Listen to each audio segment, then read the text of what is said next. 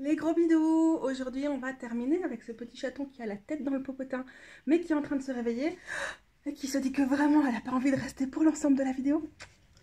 Allez, file ma fille. Toi, tu es poil. Ouais, voilà, je suis pas très distinguée, hein, du coup. Alors que j'avais sorti mon total look poufias. Hop, la classe. Merci, hein.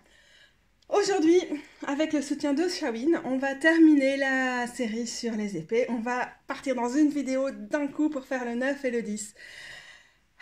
Bah ouais, on est quand même contente d'arriver à la fin. Parce que les épées, mine de rien, c'est quelque chose.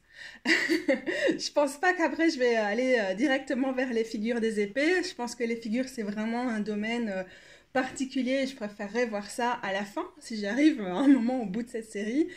Et donc, je pense après partir complètement sur une autre des suites. Et là, je suis en train de me dire, oh, ben, on est dans la saison du cancer, on serait peut-être un petit peu plaisir avec les coupes. Ça, oui, n'est pas ravi. Faut dire que je suis devant ces coupes, ces gamelles d'eau. Mais tu peux passer. Moi, je pense que c'est une bonne idée. Bon, si vous avez un autre domaine du tarot, enfin, une autre série de cartes ou des choses que vous avez envie de visiter ensemble à propos des majeurs ou quoi, n'hésitez pas à le dire en commentaire. Sinon, a priori, je pense que on est parti pour la suite avec les coupes. Pourquoi c'est si pesant, les épées? Bah, comme j'expliquais dans la première vidéo, celle d'introduction à la série et celle autour de l'as, ce qui est compliqué, c'est que on a beau dire mais les épées, c'est ce qui se passe dans la tête, comme si c'était quelque chose qui forcément était super facile à dépasser, qui était presque des lubies, de l'ordre de l'imaginaire. Bah non, malgré ça, il n'y a jamais rien qui est juste dans la tête. Tout ce qui est de l'ordre du psychologique, de la santé mentale, tout ce qui se passe au niveau intellectuel, bah, il n'est pas complètement désincarné, dématérialisé, en dehors des rapports de pouvoir, etc., etc. Donc, on est dans la série de ce qui est dans la tête, parce que c'est comment, dans nos têtes, en partie c'est ça les épées, c'est comment on intériorise, et on fait sens, et on trouve un langage, et on communique, et on exprime tout ce qu'on ressent, tout ce qu'on traverse, et tout ce qu'on traverse aussi avec les autres suites des épées, que les épées, pardon. Mais ben, voilà, c'est tellement plus. Et on arrive ici avec le 9 et le 10 d'épée, et on en revient à se dire, oui, en grande partie, ce qui se joue là se joue dans notre petit cerveau, et en même temps, c'est pas pour ça que, un, c'est facile, parce que c'est vraiment des cartes difficiles, et deux, que c'est léger. Je me suis dit que pour aborder cette série-ci, ces deux dernières cartes, j'avais envie d'avoir quelques-uns de mes mots-clés sous les yeux pour pouvoir revenir avec vous sur les expressions qu'on associe à ces cartes-là et voir comment on peut se les approprier. Le 9 d'épée. J'étais particulièrement sensible à cette version, celle du Many Queens Tarot, qui est, je trouve, assez violente, mais c'est une carte violente. J'ai dû fermer la porte, la fenêtre, pour pouvoir faire ma vidéo, pour pas avoir du son. Non, dit Justice Otishi. C'est pas possible, hein? C'est la canicule ici, il y a l'orage qui est dans loin. C'est chaud, dit. Ouais, mon wallon picard, il revient encore une fois. Du coup, quand c'est comme ça, c'est un peu toujours le même. Hein? C'est tout dit le même. Pour le plus grand amusement de Shawin. Alors, pour le 9 d'épée, on a angoisse, anxiété. Logique. Et cette carte l'évoque très très bien. On a aussi comme mot-clé tout ce qui est cauchemar, panique, crise mentale. J'aime bien l'idée du cauchemar parce que même si ça ne va pas spécifiquement se manifester la nuit, ce que je trouve très présent dans cette carte, c'est l'état d'esprit dans lequel on est. Quand on se réveille au milieu de la nuit et que on se fixe sur un truc qui peut-être nous obsède aussi dans la journée, mais pas forcément, mais que dans la nuit, on est seul avec ses pensées, on doit dormir parce qu'on doit récupérer,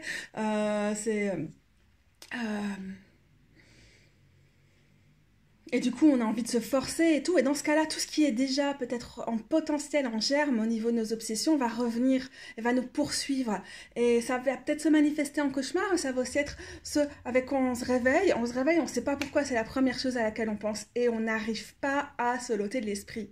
Et je trouve que, je suis un peu hors cadre, ce qui est assez présent aussi dans ces moments-là, c'est ce truc, on sait qu'on va rien pouvoir faire là-dessus, qu'on n'a pas de prise sur les événements, la nuit, on va pas résoudre ça du jour au lendemain, mais on peut pas s'empêcher, justement, dans cette zone entre le jour et le lendemain, d'imaginer le pire. Et souvent, il y a quelque chose de cette dynamique-là avec le 9 d'épée, qui se traduit par ces moments précis, qui peut aussi se traduire par d'autres choses. Comme je fais pas du tarot qui est spécifiquement dans la prédiction, je le vois pas comme un truc genre ah tu vas aller mal, tes angoisses vont te revenir en plein dans la face, c'est horrible parce que sinon c'est clair, c'est dur de relativiser cette carte-là, mais elle est aussi là pour se porter témoin de ce qu'on traverse, pour dire bah oui, c'est là, mais et souvent les autres cartes vont nous donner des indications sur ce qu'il y aurait moyen de faire.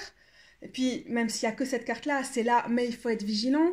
Mais peut-être qu'en fait, il faut que tu en parles à quelqu'un, que ce soit ton réseau de potes ou que tu considères la possibilité d'avoir de l'aide extérieure, de professionnels. Et alors, je ne suis pas du tout en mode j'idéalise ce que sont les professionnels de la santé mentale. Je crois que c'est difficile pour beaucoup d'entre nous et qu'il y a une grosse histoire d'oppression qui est là. Moi, par exemple, typiquement, ce moment où je suis comme ça la nuit, c'est le moment où je me dis, je crois qu'il faudrait quand même que je revoie un ou une psychiatre pour telle et telle question et telle médication et tout. Et puis, je suis là. Et si je vais voir un psychiatre, qu'est-ce que je vais dire si on ramène ça? Et je suis déjà pas d'accord avec ça. Et comment je vais trouver quelqu'un qui fait ça? Et gna gna gna. Et alors, je dors plus. C'est typique du 9 d'épée, avec en plus des questionnements qui reviennent dans le 9 d'épée. Mais on a quand même cette idée que peut-être c'est important de se pas se dire qu'il y a des solutions, parce que souvent quand on est dans une situation d'angoisse, c'est pas ça qui nous rassure, on est incapable de les voir, et parfois il n'y en a juste pas. Mais de se dire qu'il y a du soutien, et que si on l'a pas tout de suite, on le mérite, et qu'on va aller le chercher. Et Dièse mange ses croquettes à mes pieds. On a donc 2 chats trop mignons. Donc on a vraiment cette dimension d'être désespéré, d'être dépassé, de se faire du souci, par exemple du souci pour ses proches, insomnie, stress intense, porter le poids du monde, terreur, crainte fondée, ou aussi sans faire sans raison. Il y a les deux, parce que dans le processus de l'angoisse, et je pense j'en ai déjà parlé dans une autre vidéo, on peut avoir différentes choses qui provoquent de l'anxiété. On a l'anxiété du type « j'ai déjà vécu ça », j'ai déjà vécu des situations de pauvreté extrême, des situations de violence sexuelle, des situations de harcèlement raciste sur le lieu de travail, des situations de... etc. etc. Et du coup, ce qui va se créer, c'est un état d'hypervigilance où on a peur parce qu'on a peur que ça se reproduise et qu'on est à l'affût du moindre signe que ces situations extrêmement angoissantes, difficiles, triste, de pauvreté, d'ennui, de solitude, qu'on a déjà vécu, on sait qu'elles sont là, elles ont déjà eu lieu. Et donc on vit dans une espèce de crainte permanente que ça se reproduise. Le 9 d'épée, c'est pas toujours la crainte permanente, mais il y a quand même quelque chose là-dedans, dans ce processus-là. Alors il y a aussi le truc de la peur de l'inconnu, d'avoir des choses qui n'ont jamais eu lieu, mais du coup, bah, on imagine quand même le pire, parce que...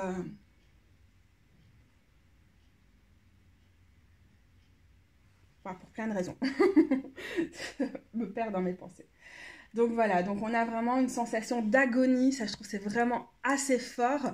Par rapport à la différence avec le 10 d'épée, qui est la carte suivante, on a cette sensation d'agonie, mais tout est tellement fort, on a l'impression d'être submergé, de se noyer, de perdre la respiration et tout, mais tout est tellement fort que c'est limite trop fort. Et la caractéristique du 10 d'épée, c'est qu'on voit le jour poindre à l'horizon, et... peut-être qu'on a 10 épées dans le dos, ou peut-être qu'on est en train de s'auto-flageller, de s'auto-apitoyer, de se complaire dans le drama. Le 9 d'épée est moins là-dedans. Ok, peut-être on s'en fait sans raison, mais on est quand même dans une situation d'agonie, de désespoir très très profonde, et sur lequel je crois on a moins de prise, on a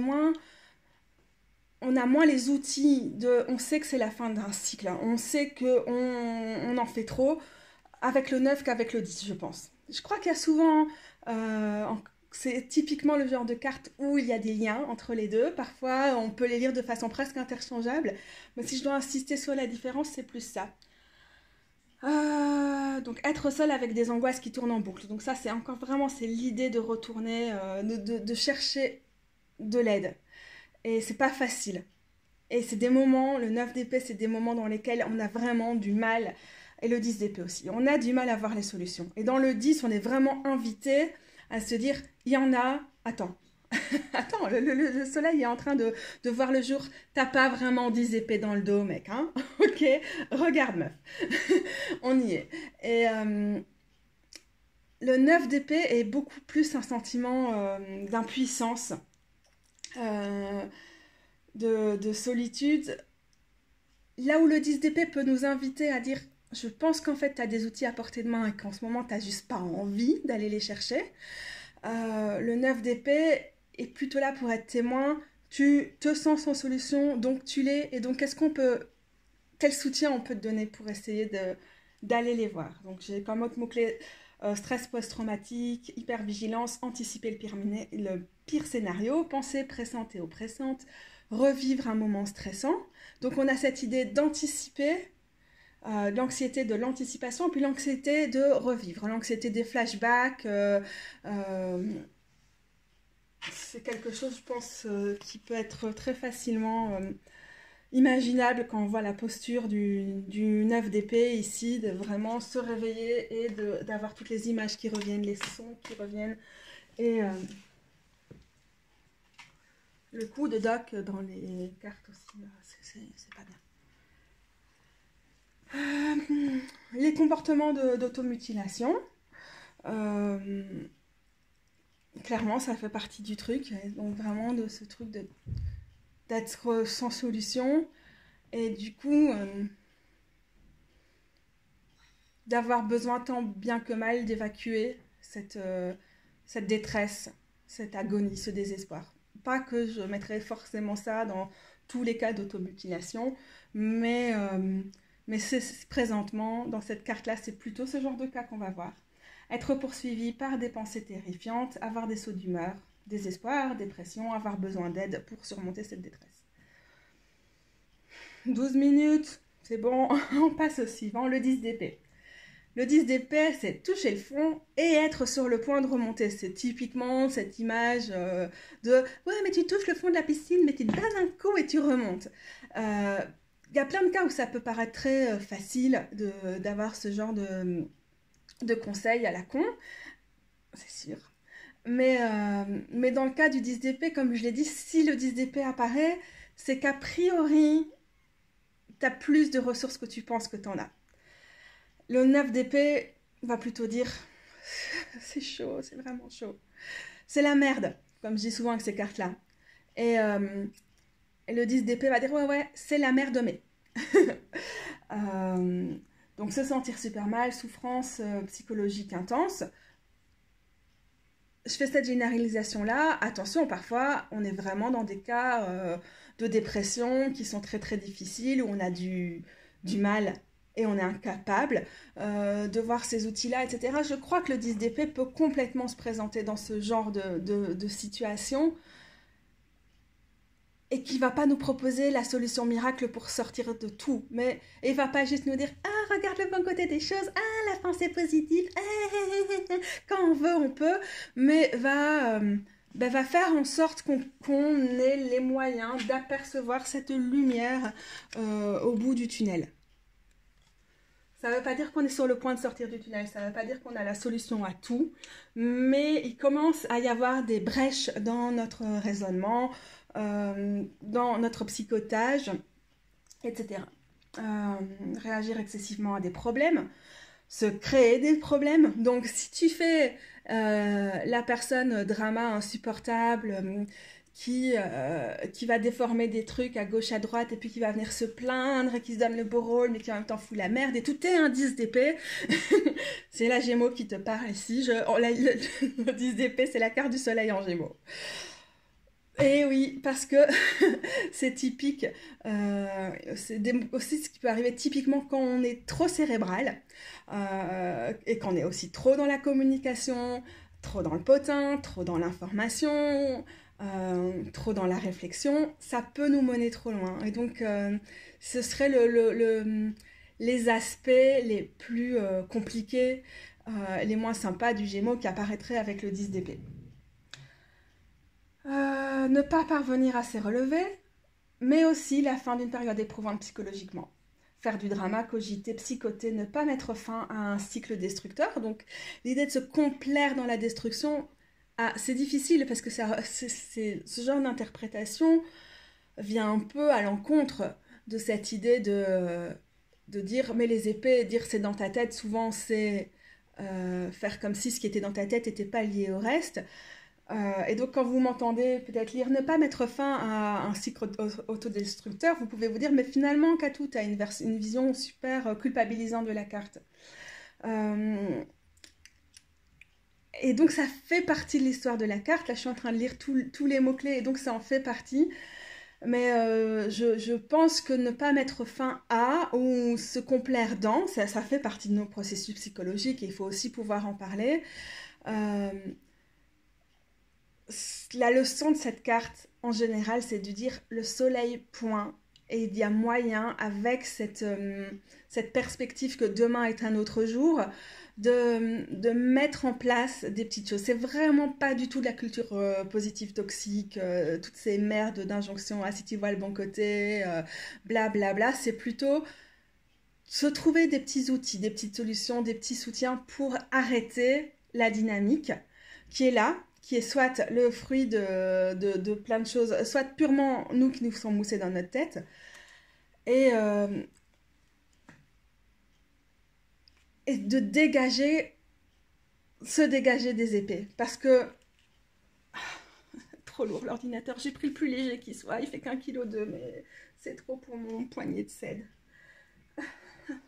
C'est ça la Gémeaux qui est 10 d'épée, c'est ça, c'est vraiment ça. L'art de se plaindre. Il y a quelque chose d'irréaliste dans cette carte. Ça peut aussi faire penser à l'autodestruction. Et souvent, quand on est dans des pratiques autodestructives, elles ne sortent pas de nulle part. On ne se les a pas inventées. Elles viennent de nos traumatismes. Elles viennent du fait qu'on vit dans un monde difficile, qu'on n'arrive pas à voir... comment s'en sortir autrement qu'à travers l'autodestruction. Je ne veux pas dire juste les pratiques d'automutilation, des trucs comme ça, mais je veux dire s'auto-saboter et tous ces trucs-là. Mais ouais, j'arrive plus à faire des phrases complètes. Je vais lire les derniers trucs et je sens qu'on arrive à la fin parce que j'ai tout donné, il fait trop chaud. Le pire est derrière soi, même si on souffre encore. Voilà la leçon un peu de la carte. On souffre encore. On souffre encore. Et souvent, si on fait du gros drama de merde, de la connasse qui fait chier tout le monde, bah c'est parce qu'on souffre encore. C'est rare, les gens qui viennent vraiment foutre le bordel et que ça vienne pas d'une souffrance psychologique, narcissique, je sais pas quels sont les termes, et j'ai pas du tout envie d'utiliser des termes psychophobes, mais d'une souffrance quelconque à la base, disons. Souvent. Et je veux pas non plus faire des généralisations à la con, mais voilà un peu des petites idées pour comprendre la carte. C'est l'occasion de rebondir après beaucoup de souffrance. Ça ne veut pas dire qu'on va forcément y arriver, on ne fait pas du prédictif. Dans mon cas, avec le tarot, j'ai aucun problème avec le tarot prédictif, hein, ceci dit. Mais ça veut dire cette occasion est là. Et on revient sur ce que je disais avec l'idée de l'as, c'est une chance, une opportunité qui se présente à nous, et cette occasion, c'est à nous de s'en saisir et de voir ce qu'on va en faire.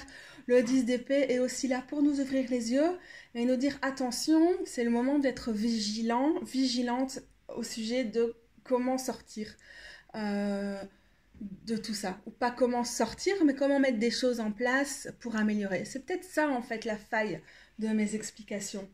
C'est que souvent, j'ai dit, on est sur le point de se sortir, on arrive de la fin. Et c'est une vision vraiment idyllique, c'est une vision genre qu'il n'y a qu'un problème et, et qu'il suffit qu'on prenne la sortie et on s'en sort. Or, le tarot reflète la complexité de nos vies et c'est rarement le cas. C'est pas parce qu'on a résolu un truc ou qu'on commence à sortir d'une partie de nos problèmes ou d'une situation qui ne nous convient pas qu'on sort de tout. Et ça me fait aussi penser, pour moi c'est très présent dans le 9 d'épée, au complexe, au, post, au stress post-traumatique complexe. C'est-à-dire que pour beaucoup d'entre nous, c'est pas si simple de sortir de ces traumas, de s'en sortir, de guérir, parce que pendant que toi, tu es en train d'essayer de te sortir d'une situation super toxique que tu as intégrée, qui te ronge, etc., il y a il y a un autre truc qui tombe dessus, et sûrement pas par hasard, parce qu'on vit dans un monde profondément injuste, qui tombe dessus à côté, donc tu n'as pas le temps de te remettre. Et donc c'est un peu trop facile comme métaphore, certainement, la lumière au fond du tunnel. Et c'est probablement ça qui aurait à changer dans nos façons d'interpréter ce truc. Je suis en train de mourir de choc. Mais je suis le 10 d'épée. On se retrouve bientôt peut-être pour les petits poissons. Piou, piou, piou, piou, piou. De découper peut-être pour autre chose. Et j'arrête là. Miaou, les gros bidous, miaou, miaou.